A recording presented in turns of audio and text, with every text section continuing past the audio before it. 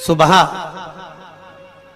उठने के बाद घर की सफाई ना करती हो, दिन में पलंग पर सोती हो, रात्रि भर बर्तन झूठे जिसके घर में पड़े रहते हो, उस घर में तुम अपनी धर्म पत्नी को दरिद्रता को लेकर प्रवेश कर जाइए। जहां नारी दिन में सोती हो, जहां रात भर के बर्तन झूठे रखे रहते हो, उसके घर में तुम प्रवेश कर जाओ। महाराज और स्थान तो कहा जहां इमली का पेड़ हो, पीपल का वृक्ष हो, बड़ का पेड़ हो, कांटेदार पौधे जिसके घर में लगे हो, उस घर में तुम प्रवेश कर जाओ, वहां पहुंच जाइए।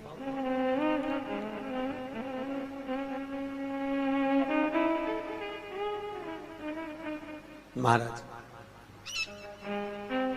अब दुस्साह मुनि और दुर्वासा जी की तो बात चल रही है, इतने में भगवान नारायण और लक्ष्मी का विवाह हो गया था। तो नारायण लक्ष्मी जी नारायण से बोली, अपने विवाह को आज 15 दिन हो गए, मेरी बहन के विवाह को 20 दिन हो गए, अपन मिलने नहीं गए, एक बार चलो ना मिलने। भगवान बोले चल चलते, और भगवान नारायण सीधे उस ज्येष्ठा से मिलने के लिए, दरिद्रता से मिलने के लिए चल दिए। अब दरिद्रता से मिलने के लिए जैसे ही पहुंचे तो दरिद्रता कहां बैठी हुई थी? पीपल के पेड़ के नीचे। पीपल के पेड़ के नीचे दरिद्रता बैठी है और वहीं पर पहुंच गए। अब आप किसी से मिलने जाओगे तो क्या लेकर जाओगे? अरे बोलो तो क्या ले जाओगे? डंडा की मिठाई? डंडे लेकर जाओगे कि मिठाई लेकर जाओगे? अरे बोलो तो मिठाई लेकर जाओगे ना, कुछ भी मिष्ठान मुंह मीठा कराने के लिए। जिसकी विवाह हुआ है, अभी विवाह हुआ है, तो उसके यहाँ मिठाई का डब्बा लेकर चले। और मिठाई का डब्बा ले जाकर जैसे ही भगवान नारायण लक्ष्मी को दिया, लक्ष्मी ने तुरंत ज्येष्ठा देवी को दिया। ज्येष्ठा को दिया तो देते ही दरिद्रता ने मिठाई का डब्बा फेंक दिया, और फेंकते से ही बोली, लक्ष्मी तू मेरी छोटी बहन है, तुझे इतना नहीं मालूम कि तेरी बड़ी बहन खाती क्या, और मेरे लिए तू मिठाई लेकर आई है? तू पागल हो गई है, मूर्ख हो गई है, जो तू मेरे लिए मिष्ठान लेकर आई है। तुझे मालूम नहीं कि मुझे खट्टा और तीखा पसंद है। लक्ष्मी जी की आंख में आंसू भर गए। लक्ष्मी जी बोली, जीजी मैं तो समझी कि तुम्हारा विवाह हो गया है, हो सकता है तुम कुछ चेंज करी हो अपने स्वाद को, क्योंकि विवाह होने के बाद थोड़ा सा व्यक्ति बदल जाता है। मुझे लगता है आपने कुछ चेंज करा होगा, इसलिए मैं आपके लिए मिठाई लेकर आई। लक्ष्मी तुझे मालूम नहीं मैं क्या खाती हूं? मुझे नहीं चाहिए, मिठाई का डब्बा फेंक दिया। आज भी कई दरवाजों पर, कई दुकानों पर आपने नींबू मिर्ची टंगा हुआ देखा होगा। कई लोग कहते हैं नजर से बचाता है, नजर से नहीं, लक्ष्मी और दरिद्रता ये दोनों बहनें हर एक व्यक्ति के घर में प्रतिदिन प्रवेश करती है। पर लक्ष्मी के लिए मिठाई फ्रिज में रखी होती है, इसलिए लक्ष्मी सीधे अंदर चली जाती है, और दरिद्रता के लिए नींबू मिर्ची दरवाजे पर टंगा रहता है, इसलिए वो दरवाजे से खाकर वापस चली जाती है। दरवाजे से खाकर तुरंत वहीं से लौट जाती है। कई लोग कहते हैं नजर के लिए, नजर के लिए नहीं, दरिद्रता हमारे यहाँ प्रवेश ना करे, ज्येष्ठा हमारे यहाँ प्रवेश ना करे, इसलिए नींबू और मिर्ची को दरवाजे पर बांधा जाता है। पर कई लोगों को नहीं मालूम, तो वो कहते नजर से बचाता। नजर से नहीं, दरिद्रता का प्रवेश ना हो। अगर दरिद्रता हमारे घर में प्रवेश कर रही है तो वो दरवाजे से ही भोजन कर कर निकल जावे, हमारे घर के अंदर प्रवेश ना करे। इसलिए हिंदू धर्म की रीति आज भी घर के अंदर नींबू और मिर्ची को एक ही डलिया में नहीं रखा जाता। अगर नींबू और मिर्ची एक ही डलिया में रखे रहते हैं तो उस घर में दरिद्रता का निवास होता है, दरिद्रता का प्रवेश। महाराज हमारे यहां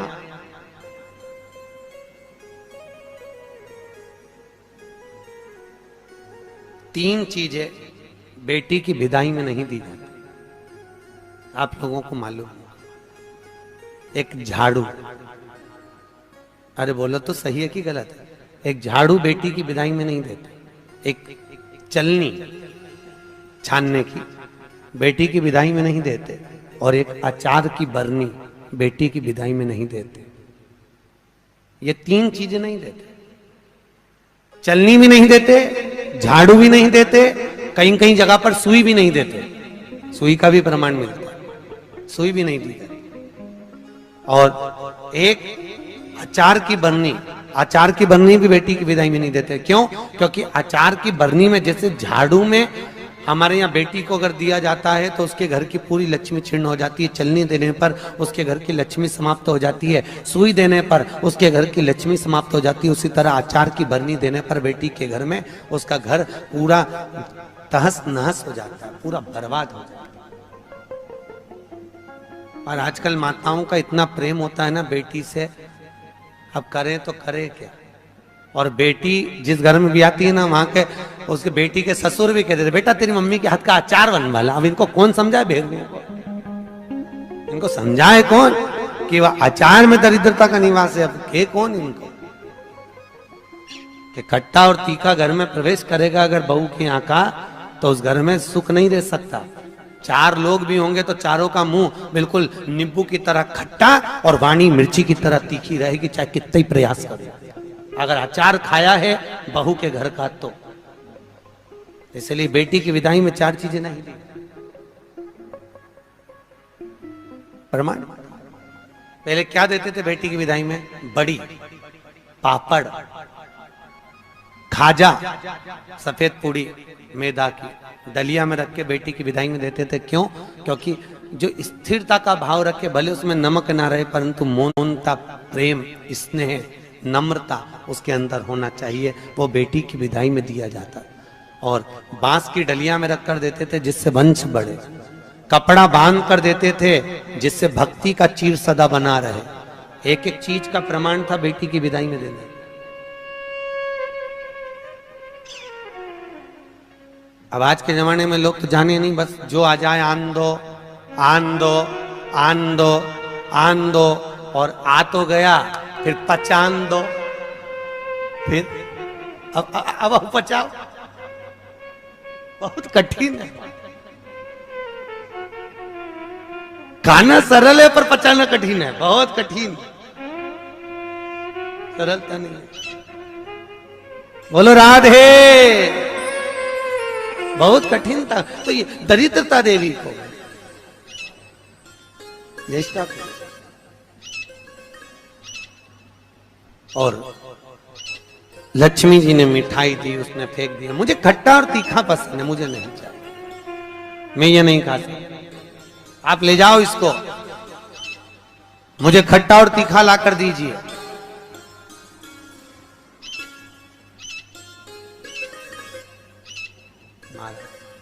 मुझे खट्टा और तीखा चाहिए। समझाया। भगवान विष्णु लक्ष्मी जी से कह रहे हैं तेरी बहन को समझाना बहुत कठिन है, तू चल। लक्ष्मी जी जाने लगी। इतने में लक्ष्मी जी ने भगवान नारायण से विनती करी, नारायण ये मेरी बहन दरिद्रता बैठी है पीपल के पेड़ के नीचे, और पीपल के वृक्ष के नीचे मेरी बहन बैठी हुई है। इस पीपल के वृक्ष के नीचे तो ना जाने कितने कितने लोग पूजन करने के लिए आएंगे, ना जाने कितने कितने लोग पूजन करने के लिए पहुंचेंगे, और ये दरिद्रता यहाँ बैठी रहेगी तो दुनिया के लोगों के साथ में तो ये दरिद्रता पीछे पीछे उनके घर चली जाएगी। फिर दुनिया के लोग पीपल के वृक्ष की पूजन नहीं कर पाएंगे। और पद्म पुराण के अंदर लिखा है कि पीपल के वृक्ष के नीचे 52,000 ब्राह्मणों का वासा होता है।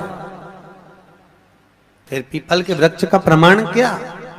भगवान नारायण बोले सुनो लक्ष्मी, ये पीपल के वृक्ष के नीचे तुम्हारी बहन दरिद्रता निवास कर रही है, पर जिसकी हाथ में या तो माला हो, जल का पात्र होगा, या कुंकू का चोपड़ा होगा, या दिया बाती होगा, जो अपने हाथ में कुछ ना कुछ लेकर आएगी पीपल के वृक्ष की पूजन के लिए और वापिस वो पात्र लेकर जाएगी, उसके पीछे कभी दरिद्रता उसके घर में प्रवेश नहीं करेगी। और जो खाली हाथ पीपल के वृक्ष के नीचे प्रवेश करता है उसके साथ में दरिद्रता उसके साथ पीछे पीछे प्रवेश कर जाती है। और सुनो लक्ष्मी, आज शनिवार का दिन है, जिस दिन मैं इस दरिद्रता से मिलने के लिए लक्ष्मी तेरे साथ में इस पीपल के वृक्ष के नीचे आया हूं, ज्येष्ठता से मिलने के लिए, तेरी बहन दरिद्रता से मिलने के लिए। शनिवार के दिन अगर कोई भूल से भी इस पीपल के वृक्ष के नीचे आकर नमन करेगा, प्रणाम करेगा, पूजन करेगा, पाठ करेगा, उसको सर्व सुख की अनुभूति प्राप्त हो जाएगी। इसलिए शनिवार का प्रमाण कहा गया। शनिवार की प्रधानता। और महाराज,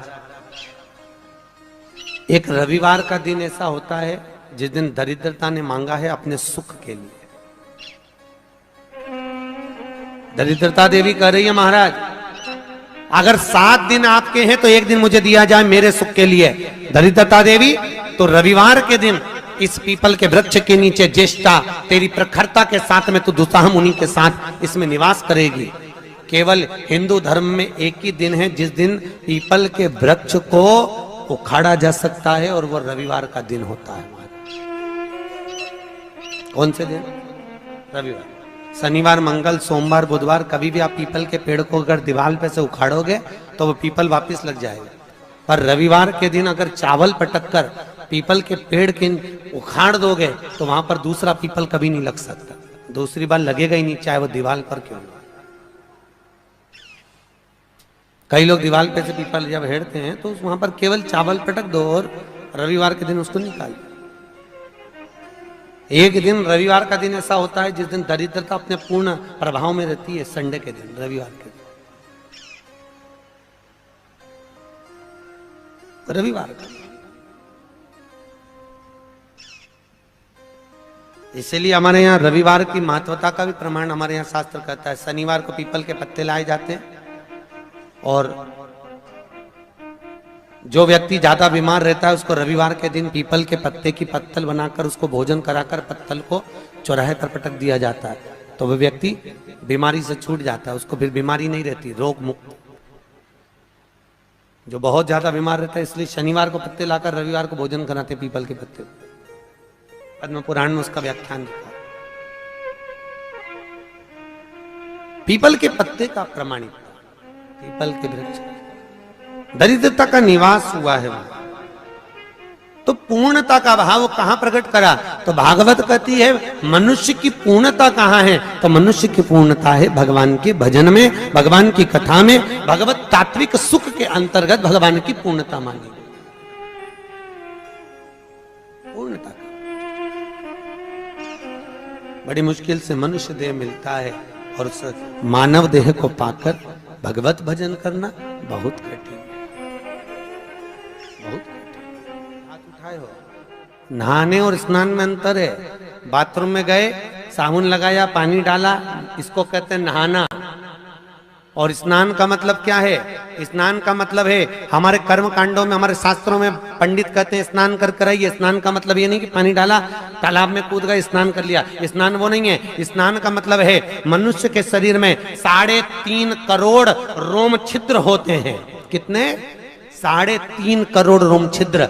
और एक दिन में जब मनुष्य के मुख से 3.5 करोड़ बार भगवान का नाम निकल जाता है, तब जाकर मनुष्य का स्नान हो पाता है। जो बाथरूम में जाकर पानी कूड़ा वो तो नहाना हुआ। स्नान करने से अहंकार घटता है और नहाने से अहंकार बढ़ता है। तुम जितनी बार मुंडा धोगी फेस बात से, उतनी बार दर्पण में मुंह देखोगी कितनी जोरदार लग रही, फिर मुंह धोगी, फिर अहंकार बढ़ेगा, फिर मुंह धोगी, फिर अहंकार बढ़ेगा। तो नहाने से अहंकार बढ़ता है और स्नान से अहंकार घटता है। भजन करने से अहंकार घटेगा, अभिमान छिन्नित हो जाएगा। स्नान करा, अभिमान धीरे धीरे घटता चले जाएगा। क्यों? क्योंकि स्नान करना मतलब सत्संग में जाना, सत्संग में जाना मतलब वहां पर हमारा कोई मान नहीं, हमारा कोई सम्मान नहीं। सत्संग में सब बराबर, सब एक बराबर। भजन महाराज, कई लोगों को बड़ी ईर्ष्या रहती थी। एक बार सतभामा जी को भी बड़ा गुस्सा आया। सतभामा ने एक बार कन्हैया जी को देखकर और रुक्मणी जी से पूछा, ये कन्हैया को हो क्या गया? जब देखो, जब भाग भाग के द्रौपदी के घर चले जाता है, ये द्रौपदी से रिश्तेदारी क्या है इसकी कृष्ण की? रुक्मणी जी ने कहा द्रौपदी उनकी मुंह बोली बहन। तो ऐसी काहे की बहन, जा जा सी देर में भगवान को बुला लेती और भगवान भी पूरा द्वार का छोड़ के उसके घर भग जाता। एक आध दिन मुझे ये द्रौपदी को सही करना पड़ेगा, सत्यभामा जी बोली रुक्मिणी से। और भगवान ने कानों से सुनी लिया। सुनते ही भगवान तुरंत आए और आकर बोले मैं जा रहा हूं। इतने में तुरंत रुक्मिणी ने पूछा कहां जा रहे हो प्रभु? भगवान बोले मैं अपनी बहन द्रौपदी के घर जा रहा हूं। सत्यभामा जी बोली अच्छा। इतने में भगवान बोले तुम चल रही हो क्या? सत्यभामा जी ने रुक्मिणी को कोनी मार के कहा आज मौका मिला, चल आज ननन के तो ऐसा ठीक करेंगे जिंदगी भर नहीं बुलाएंगे, आज चल। और सत्यभामा जी तुरंत कहती हैं हाँ प्रभु हम चल रहे। रुक्मिणी जी बोली हम भी चल रहे। दोनों चल दी। पहुंची, द्रौपदी केश बार रही थी, बाल ऊंच रही थी, कंगे से बाल सवार रही थी। भगवान ने पूछा द्रौपदी जी क्या कर रही हो? द्रौपदी बोली भैया बाल सवार रही हूं। इतने में भगवान बोले तू काय को बाल सवार रही? तेरी दो भाभी आई, ये सवारेगी। सत्यभामा ने मन में सोचा अपनी तो पूरी लाइन क्लियर होती चली, अच्छा ऐसा बाल सवारूंगी एक खोपड़िया में बाल नहीं रहने दूं इसके, रुक तो जा ननंद के। सत्यभामा से भगवान ने कहा सत्यभामा तुम तेल लगाओ, रुक्मिणी तुम चोटी करना द्रौपदी की। हाउ सत्यभामा जी जो तेल लगाने बैठी, तेल लगाते लगाते सत्यभामा जी ने एक बाल तोड़ दिया। जो तोड़ा, द्रौपदी कुछ नहीं बोली, पर उस बाल को तोड़ते ही उसमें से आवाज आई हे कृष्ण। सत्यभामा जी ने फिर दूसरा बाल तोड़ा, फिर उसमें से आवाज आई हे कृष्ण। सत्यभामा जी ने फिर बाल तोड़ा, उसमें से फिर आवाज आई हे कृष्ण। जैसे बाल तोड़ने पर आवाज आ रही है, बार बार आवाज आ रही है, तो बार बार आवाज आए तो सत्यभामा ने रुक्मिणी से पूछा जी ये द्रौपदी के बाल तोड़ने से कृष्ण की आवाज क्यों आ रही है? तब भगवान कृष्ण ने आकर कहा सत्यभामा तुम पूछ रही थी कि मैं भाग भाग कर द्रौपदी के घर क्यों जाता हूं। सत्यभामा पूरी पृथ्वी पर मात्र एक द्रौपदी ऐसी है जो एक दिन में 3.5 करोड़ बार मेरा नाम जाप करती है, इसलिए मैं दौड़ दौड़ कर इसके पास जाता हूं। इसके हर एक रोम रोम में मैं समाया हूं, मैं समाया। फिर भी सहन नहीं हुआ, फिर भी सत्यभामा से सहन नहीं हुआ। और सत्यभामा जी ने चोटी करते करते पूछ ही लिया द्रौपदी से, ए द्रौपदी जी एक बात बताओगी? द्रौपदी बोली बोलो क्या पूछना है? हमारा एक पति और हम 16,108 रानी, तो भी हमारे कहने पे नहीं चलता। और तू अकेली और तेरे 5 पति तेरे कहने पे चलते हैं। कहां की बूटी खिला दी तूने अपने पतियों को?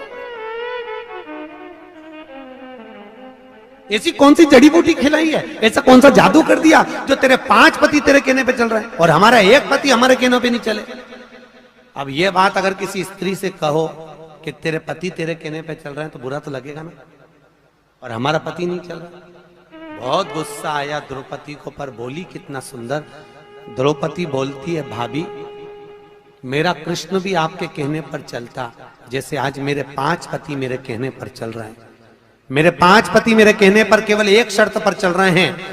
याद करो जी भाभी जब मेरा विवाह हुआ था ना, मैं अर्जुन के साथ में ब्याही थी। अर्जुन मुझे लेकर आए और मेरी सास रोटी बना रही थी। सास रोटी बनाते बनाते अर्जुन ने कह दिया माँ हम देखो क्या लाए हैं, और जैसे ही सास ने पलट कर नहीं देखा और कह दिया 5 बांट लो, और मैं 5 पतियों की पत्नी बन गई। अपना सास का कहना मानकर मैंने अपने सास का वाक्य का आदर करा और मैं 5 पतियों की पत्नी बनी। पर भाभी मैंने अपनी सास का सम्मान करा, वन में भी रही तो साथ निभाया, जंगल में भी रही तो साथ निभाया, और आपने कौन सा साथ निभाया भाभी? तुम 16,108 रानियां थी और तुम्हारे सास ससुर देवकी और वसुदेव द्वारका में मिलने के लिए आए थे। 16,108 रानियां तुम अपने अपने कमरे में जाकर सो गई और सास ससुर को हॉल में पटक दिया।